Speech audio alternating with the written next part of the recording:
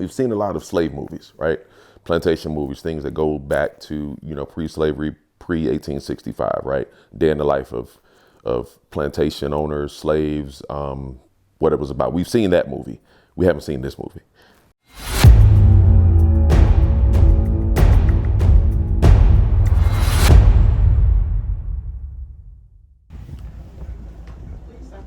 He ain't who you think he is.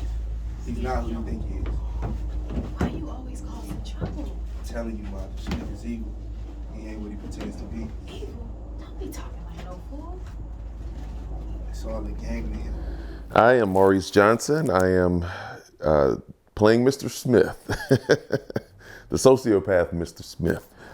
This is the most diverse role that I have ever played, and one of the most dynamic roles and scripts I've seen ever. I saw the role, saw the script, saw the sides. It was 2 scenes, and I was like, holy shit, this is like a very different character, than what I'm, used to playing. And I've been, I'm the good guy or the bad guy. This guy's like both. And sometimes, I'm very wary about, the types of roles that I take. And this one right here is dynamic, and people are going to remember me for this years from now. This movie, I had a dream the night before I came here, and I was telling Andrew, director, about it, and a couple of the other guys. I had a dream. I was in Atlanta in a restaurant, fine dining restaurant. This lady comes up to me, and she literally, like, just mugs me, and I'm like, okay, like, it's kind of weird. She leaves, comes back, and she literally spit in my face, and it just rolled down my face. And my lady's sitting there, and this is a dream now, and so I'm imagining her like get up and like, try to confront this lady about what happened. And I'm like, no, it's fine. It's fine. It's about that Smith role that I play. And she hates me that much. So it pains me to do this, but you must understand that we must have law and order around here. I love his charisma. I love his, he's eloquent, he's polished, he's educated, he's kind of before his time. So he baffles both the overseers who are in power, and he also woos and resonates with the slaves, which he once was. And so he basically plays both sides. He's playing the sides of the slaves and also of the overseer. He's playing a game. He's playing the game, so he definitely comes in. He's about his money. He's about his business. I look at him as a consultant to the overseers to show them how to better run their business. And like I said, he's inflicting the pain on his own people. How do you approach a character like that? It's definitely tough. What DiCaprio did in Django, but then what Jamie Foxx did in Django as well. And then also Samuel Jackson's character that you hated in Django. So maybe I combined all 3 of those characters into one. That's how I prepared. So we've seen a lot of slave movies, right? Plantation movies, things that go back to, pre-slavery, pre-1865, right? Day in the life of plantation owners, slaves, what it was about. We've seen that movie. We haven't seen this movie. So what's different about this movie? I think Mr. Smith's character, maybe this guy was like a myth. He walked on water. They're assuming he's a white man that actually comes in. And a black man at that time, of course, he didn't dress like he dressed. He didn't talk like he talked. And definitely a white man or overseer probably wouldn't have took his counsel at that time. And so this guy comes in. He, like I said, controls the room. He controls the house as soon as he walks in. I think people will think this movie is a plantation movie, but it's way bigger. When I do a project, it's about how it resonates with the audience. I just want people to walk away from it and feel a certain way. And I want it to open up the dialogue about a lot of things that we don't talk about, here, whether it's racial stuff, whether it's government, a lot of times that's what we get into fights about. We get into arguments and things about, government, about, politics, parties, money, how that impacts us. Right now we have inflation that's looming. I looked at my stocks before I came in here. I'm like, everything is bottomed out. It's like, that's a big thing. And also, where are we at?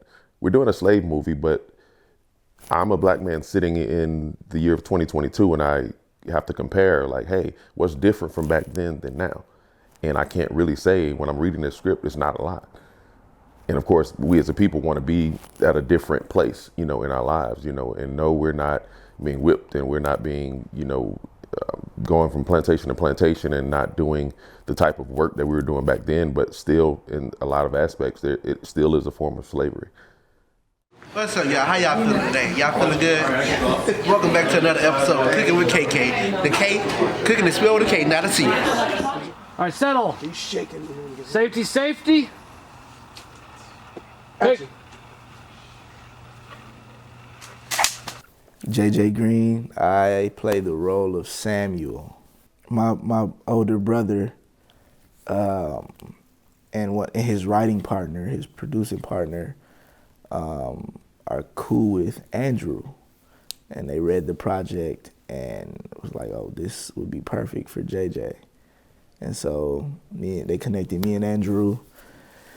It's funny because at first Andrew was like, "Yo, you're talented. I love your reel, but I don't know if you are the part." Like, this is the first time I've grown this much hair on my face.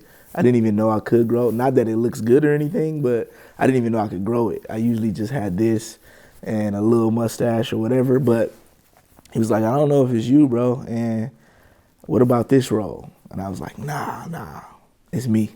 It's me. And he was like, "Well, I send you sides for both and read for both." I never read for the other one. I only read for Samuel. And he was like, "It's perfect. It's perfect. That's it." I just resonated with the character so much. The story was amazing.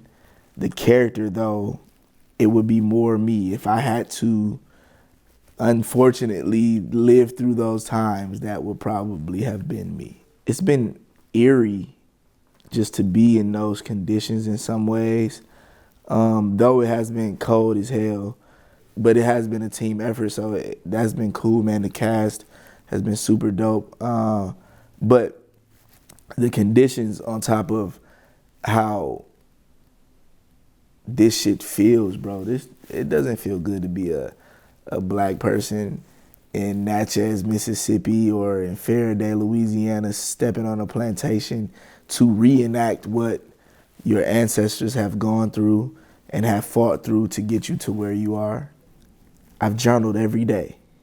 Every day. I have a journal that I brought with me every day after filming. Every day, even after an off day, I'll journal how I feel, how I felt during filming, how I felt when I was chilling, when I was sitting down, when I was talking to such and such, when I was doing this, just everything. I journal so much during the process that it has gotten me through. That right there has been kind of my release.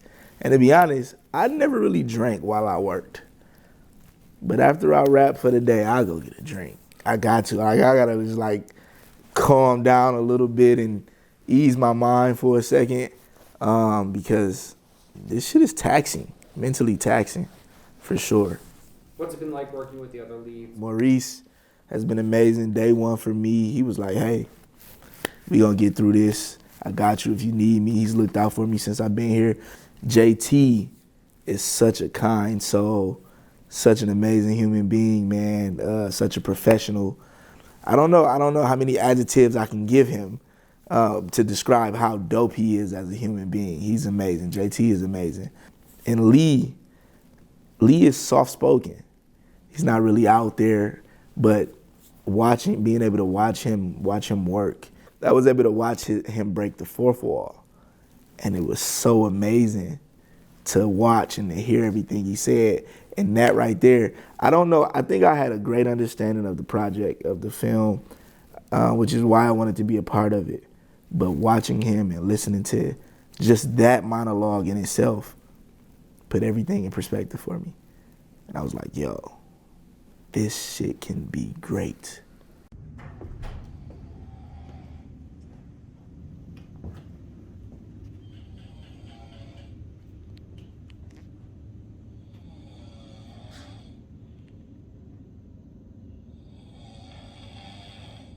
I'm JT Rockwell, and I play Mr. Johnson. He's a rancher, fur trader from Montana. How'd you hear about the project? Well, I think what happened was the producers came into town and they kept on looking for different things, and everybody knows that I'm a actor and horse trainer and all that for the movie industry. So they kept on hearing, hey, have you met JT? Have you met JT? Then finally they went, we got to know this guy. So they got my number and they called me, and then I said, well, let's have dinner. And we went and had dinner, and the writer looks at me and says across the table, are you guys thinking what I'm thinking? And they're like, yeah, he'd be great to play Mr. Johnson, you know, because they want this bigger than life cowboy kind of like character. So, and then I went through my wardrobe showing them stuff that I have that I've picked up from movies, because I've been in the movie industry for 45 years.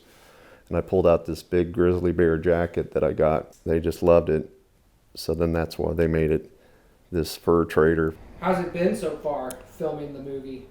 I love it. The crew is amazing. I've worked with numerous crews. I've done over 500 films, but this crew seems like one big family, and they're all real professional, and I'm excited to be working with these guys. And then a lot of the actors that we've brought in, I'm just blown away by their delivery and their acting ability. I'm just, you know, I just feel blessed to be on the screen with them.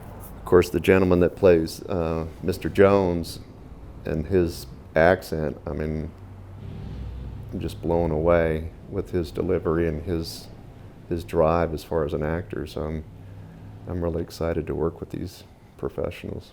What do you think of the film itself? I think the film has really got a great message. It makes you think about, you know, what actually is going on and what happened in history as far as, you know, misleading people. And I think what we got on film is incredible. And, you know, it's a story that I would think that would need to be told. You know, I hope this story touches people the way I've been touched, you know, being a part of it. What do you hope audiences come away with after watching this film? That maybe they'll look at it and treat each other, you know, more kind. I hope people walk away with that in mind and stop and think about, wow, what did everybody contribute to where we are now?